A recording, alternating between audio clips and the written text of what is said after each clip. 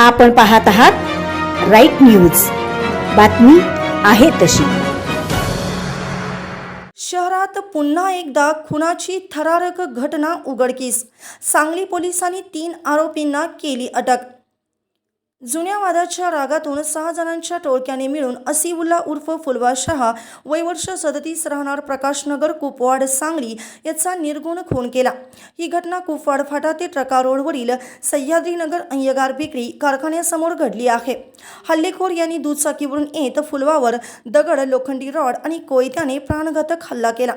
हल्ल्यामध्ये गंभीर जखमी झालेल्या फुलवाचा मृत्यू झाला असून या प्रकरणी संजयनगर पोलीस ठाण्यात गुन्हा दाखल करण्यात आला आहे। या प्रकरणात फिर्यादीने तक्रार दिली असून आरोपींची नावे पुढील प्रमाणे: तुषार संजय झिंगरुटे, श्रीकांत ढगे, तन्वीर उर्फ तन्या जमादार, संजय गडदे, अमन नगारजी, एक बालक या आरोपींनी पूर्वी झालेल्या वादाचा राग मनात ठेवून खून केल्याचं पोलीस तपासात उघड झालं आहे।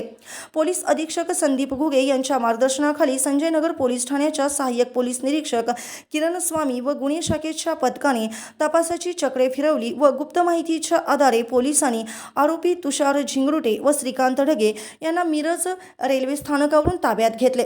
तसेच इतर आरोपी तन्वीर उर्फ तन्या जमादार याला कसबेडिग्रज स्मशानभूमी जवळून अटक करण्यात आली। आरोपींनी गुन्ह्याची कबुली दिली असून उर्वरित आरोपींचा शोध सुरू आहे। या प्रकरणाचा संपूर्ण तपास सहाय्यक पोलीस निरीक्षक किरण स्वामी करीत आहेत।